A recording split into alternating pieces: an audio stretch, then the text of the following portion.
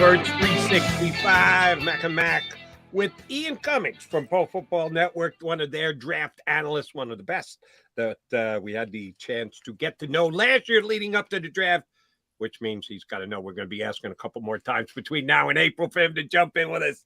Ian, thanks much for hopping aboard. How'd it go in Indy for you?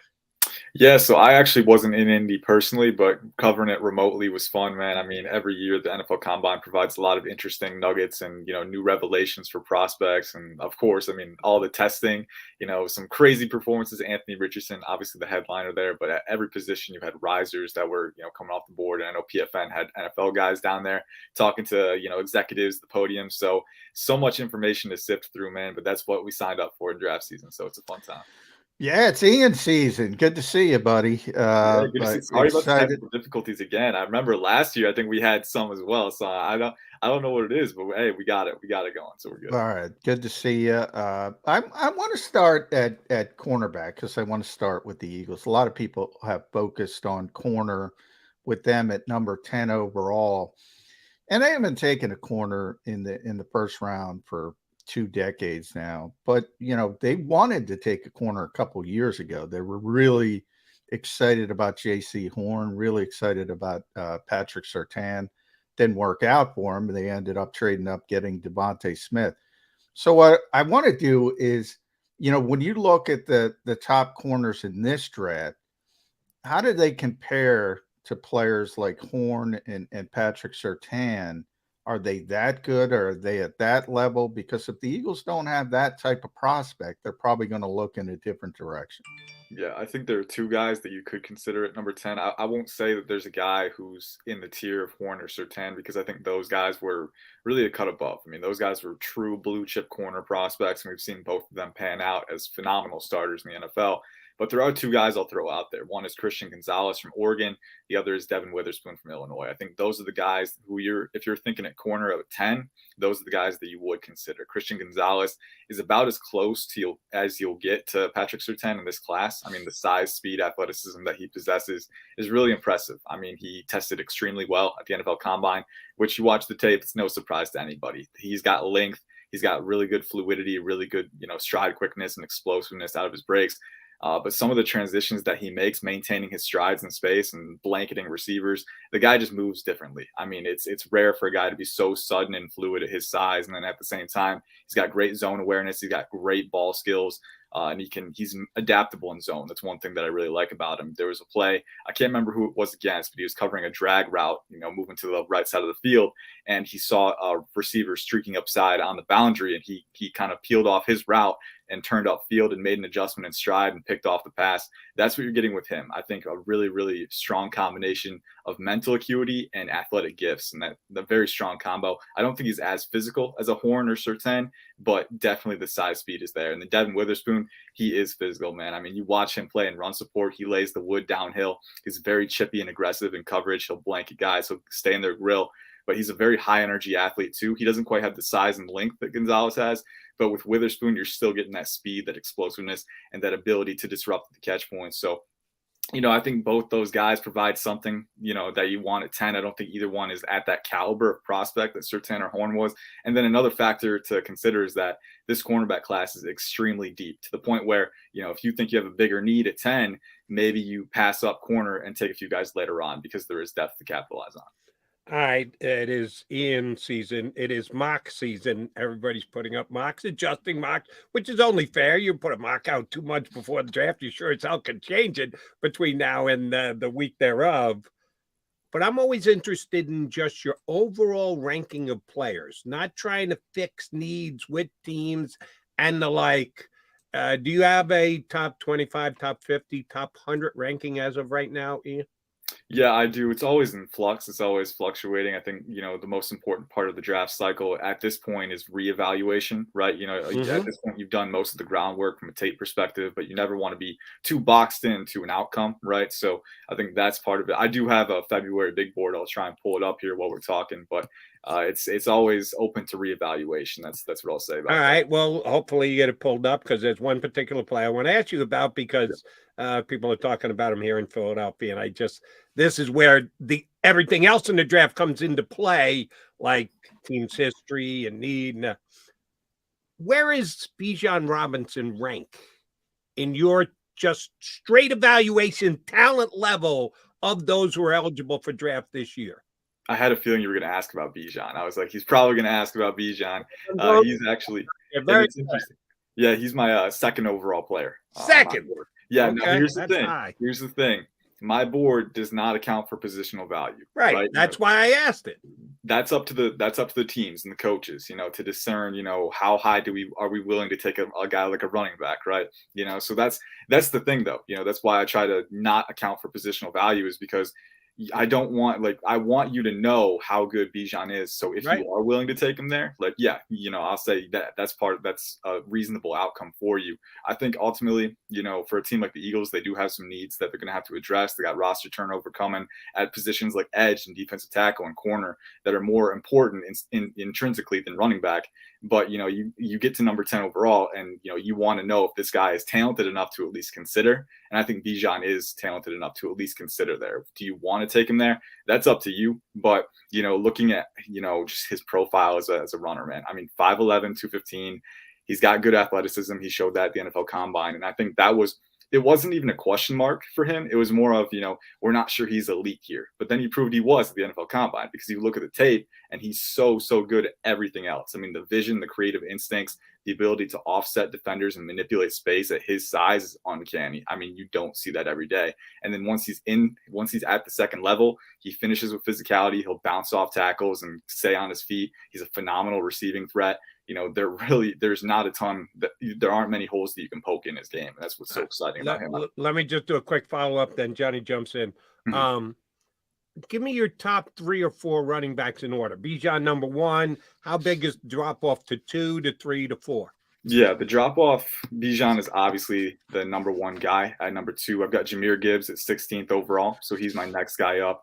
Now he's more of a niche guy. He's not going to be the workhorse like Bijan, but in the modern NFL where versatile weapons are all the rage, he definitely has a fit.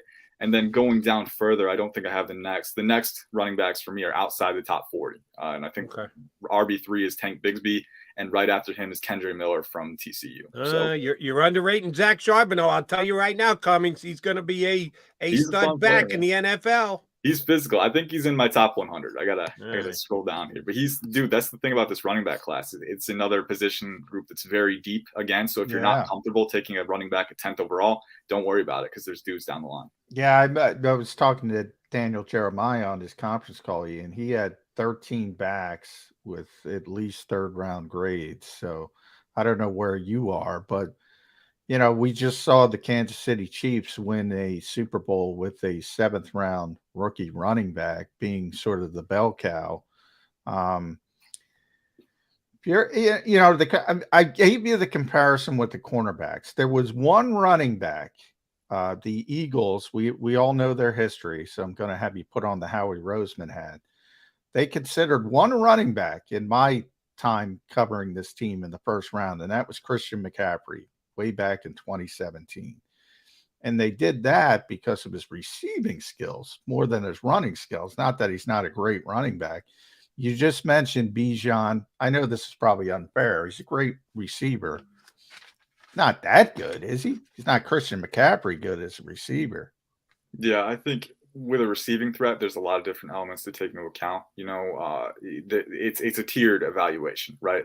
You want to know if they can run routes out of the backfield.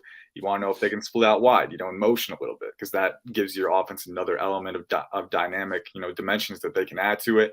And then you want to know when the ball comes his way, can he actually adjust? Can he catch it beyond his frame? Is he a body catcher? Does he have good hand technique? Those are all things that you consider. I'll say for Bijan, I do think he's a pretty good receiving threat. I think Christian McCaffrey is a very high bar to clear, because you look at, he was really kind of the standard coming out. I don't think Bijan is quite that good when it comes to, maybe running routes. Maybe he doesn't have quite as expansive of a route tree, but you watch him, move upfield in a seam, right? The ball comes his way, it's overthrown. He can rise vertically and adjust for it. I mean, he's a very natural pass catcher when the ball's in the air. And I think that's something that, it's very translatable. Wherever you get him targets, he can make the plays on the ball. So I won't say he's at McCaffrey's level, but I will say he's noticeably better than your average running back there. Even though it probably has no effect on the Eagles, I'm just intrigued to know Which of the two defensive studs did you have number one? If you had Bijan Robinson number two, was it Will Anderson or was it Jalen Carter? Yeah, man. So that's a tough one again, because with Jalen Carter, at the NFL Combine, another big development was, the investigation into his involvement in the crash that killed a Georgia staffer and a teammate, right? So I think that's going to be a complicating factor for him. I think every team's going to come to their own conclusion on that and do their own study and kind of figure out, what does this say about Jalen Carter, and are we still willing to take the risk on him, right? It's going to be interesting, right? With that hanging over him, I would be more inclined to have Will Anderson number one overall, because you don't have that issue off the field. But I do think Jalen Carter is still going to be in the top 10 conversation for a lot of teams. So I've flip flopped on them all cycle. On the field, purely, they're both very, very good players. Ian, I was texting with a former NFL exec, and he gave me 6 to 8 when he was talking about true top tier blue chip players at the top of this draft. Do you think that's low? Do you think that's high? Number one, and number two, are any of that 6 to 8 quarterbacks? We know they're going to go, but do they belong in that category?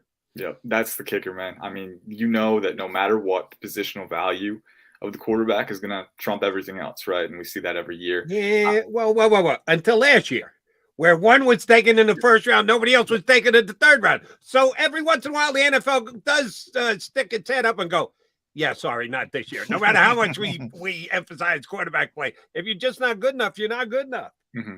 And you're absolutely right. I think last year was an anomaly in that respect, because and there was a part of that last year's cycle where we're thinking like, oh, the traits are going to bring these guys up to the top anyway, right? We thought anyway, and it wasn't the case. So you're absolutely right. The NFL surprised you time and time again. This year, it is different because you have C.J. Stroud, who's a very good prospect. You have Bryce Young, whose size notwithstanding is a very good prospect. It's going to be interesting how they view that. You got Anthony Richardson, who, is pretty raw, on the field. People are going to be very polarized on him, but the tools are out of this world. And all it takes is one team to fall in love with that. Same with Will Levis, right? So I don't think any of those quarterbacks are blue chip prospects, but I do think there's a chance that they can become very good franchise quarterbacks. And that's ultimately what it takes for them to, take a risk on them. As for your, John, your previous question, how many blue chip prospects are there? I'd say 6 to 8 is a fair figure. I'd say it's a little high for me personally, actually. I don't think there's a ton of blue chip talent in this class. I look at Will Anderson, Jalen Carter, Bijan Robinson, and maybe Christian Gonzalez, right? But after that, it kind of falls off. Now, there's still a ton of very good players, but blue chip, I think we need to, re-emphasize just how high of a bar that is to clear. You're talking about an impact player on day one, a guy who's going to transform your team. There's a lot of players who could become that in 1 to 2 years, but I think day one guys, it's a little bit thinner in this class. That's not a bad thing, right? I think the depth is stronger, and maybe teams are going to look at that and say, we should trade back, acquire more capital, and kind of capitalize on the depth in that 20 to 75 range. But it's going to be a conversation to have because it's not quite as deep at the top as we've seen. So if you think that highly of Gonzalez, you don't think he'll be there at 10 when the Eagles pick? It depends, right? Again, as a draft analyst, I think the most important thing is to say, I have no idea what's going to happen. So, maybe he falls off the board. There's a few teams in the top 10 who maybe consider him, but they also need quarterbacks, a lot of them. So, it ultimately depends on, what your value proposition is. I think there's a good chance that he's there at 10. I can't speak, and maybe he's there at 10 and they pass on him, right? I'm high on him, but maybe they have some more concerns. So the variables that come into this are always it's so expansive, and you have to take them all into account. But yeah, I think there's a chance, if I had to guess, probably goes within the 8 to 15 range. I'd say maybe 16. I think the Commanders are at 16. They could consider taking him. So he's a fun prospect, and for me, he's very high. But every team is different. Edge rushers. I want to go edge rushers with you because that's something the Eagles value as well, Ian. And that could be in a conversation always with this team. The top 30 visits are starting to leak out. The Eagles, the first 3 were offensive or defensive linemen. It's no surprise. That's where this team always seems to go, default to. So if you're talking about guys at 10, say, Will Anderson's not going to be there. Who would be in that equation from the edge rushers? So for the edge rushers, I think you're looking at 3 guys, and they're all pretty similar stylistically, which is interesting. But I think Tyree Wilson of Texas Tech is one that's been mocked there a lot. I think Miles Murphy from Clemson is one that's been in that conversation. And another that I'll throw in is Iowa's Lucas Van Ness. Van Ness is a little bit raw on the hand usage side, but he's honestly one of my favorite of that group because, you look at the athleticism and the power that he has. They're all power-oriented guys, which is pretty interesting. I think Van Ness measured in at like 6'5", over 260, around 265, 34-inch arms. So he, when he gets his hands inside your chest, he can drive you back pretty easy. Tyree Wilson, 6'6", around 270, right? Almost 36-inch arms. So these guys are built to drive tackles back. That's what they do, right? And then in run defense, hold the line, kind of hold their ground and run support. So that's what they can do. And I think all of them provide that enforcer element. They're all a little bit different within that mold. I think Tyree Wilson is the most violent rusher, the heavy hands, the length that he possesses. He's a crazy, he's got a hot motor down the field. Myles Murphy, I think, has the best hands out of that group to this point. He can still improve, but he has shown he can multitask around the edge and stack counters.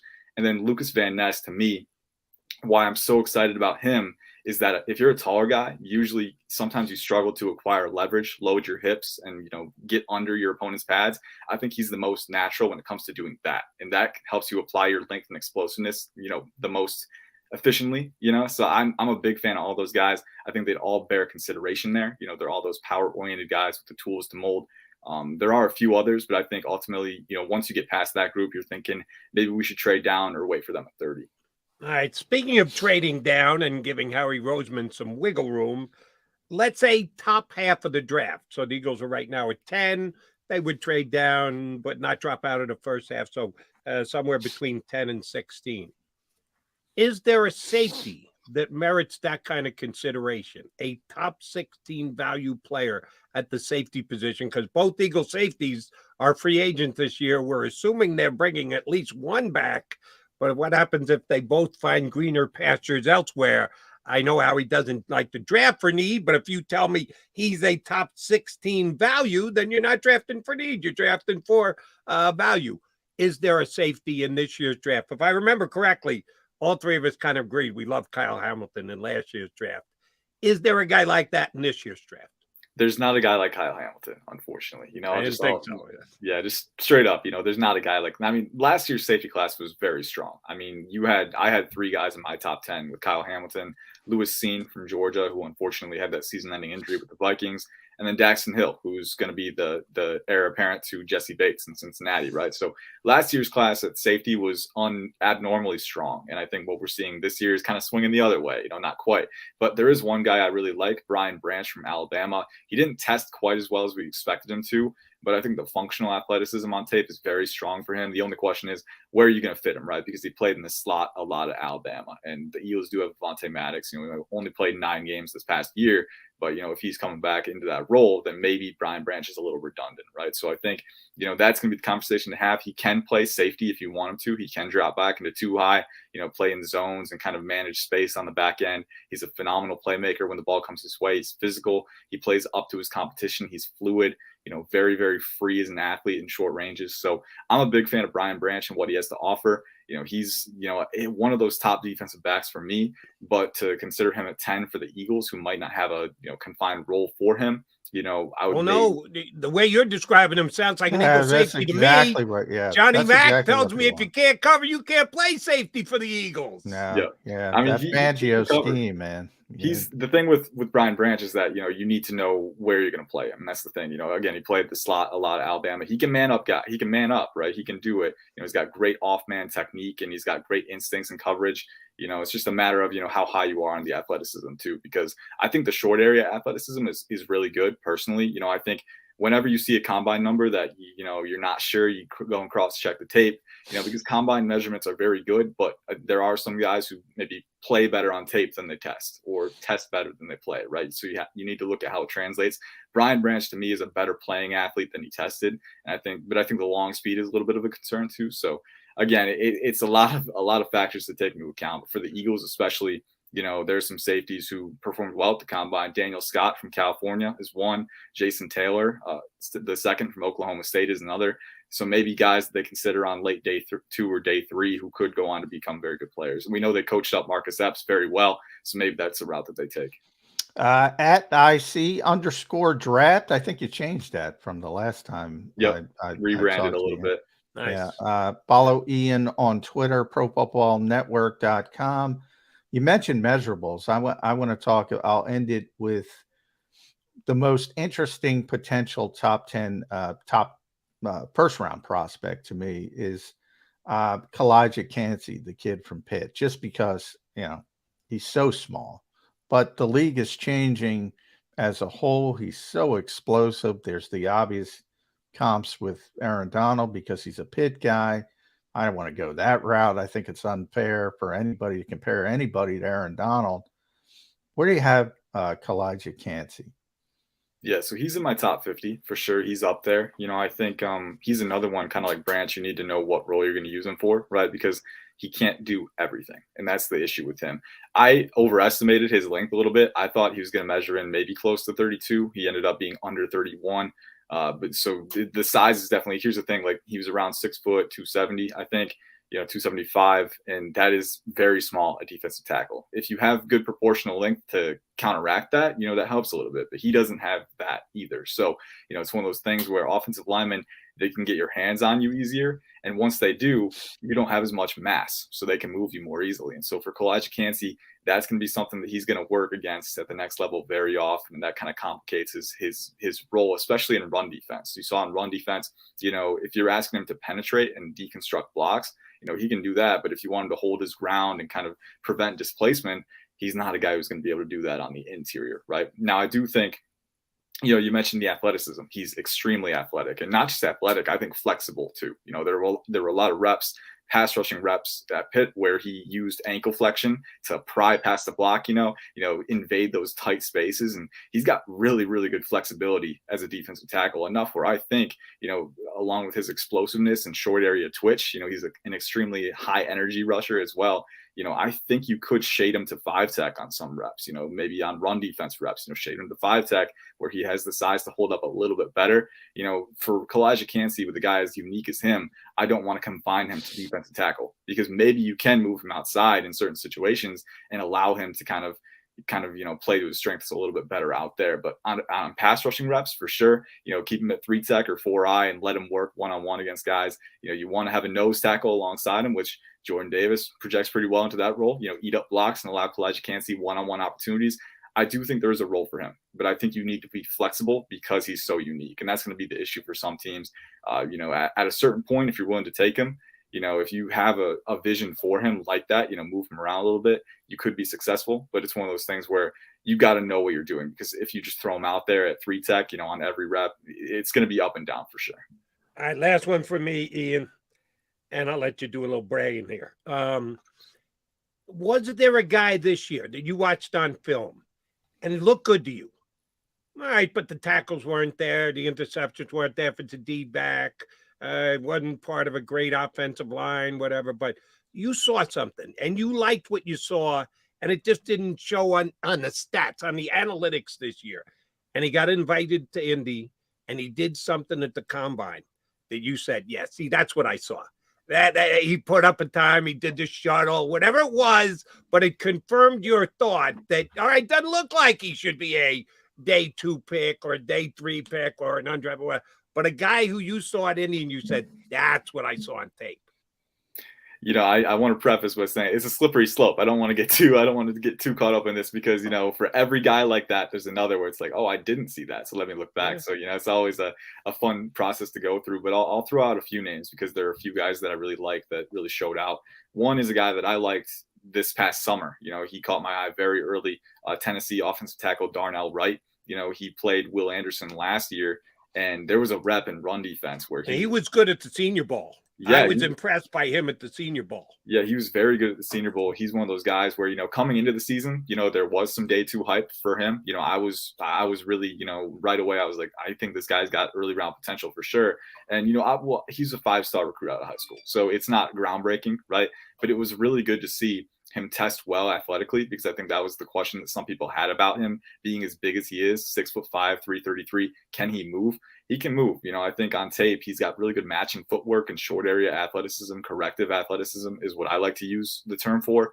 But as an offensive tackle against edge rushers, that's what you need, right? And he's got that. And then at 6'5", 333, 34-inch arms almost, he can really, once he gets his hands on you, it's over. There was a rep against Will Anderson last year. Everyone was really excited about his showing against Anderson this year. But last year, he had a rep where he had one arm extended and he torqued him and folded Anderson basically into submission on a run rep. So he was a fun player. Another Tennessee guy, Cedric Tillman, for me, I actually have him rated over Jalen Hyatt in my wide receiver rankings.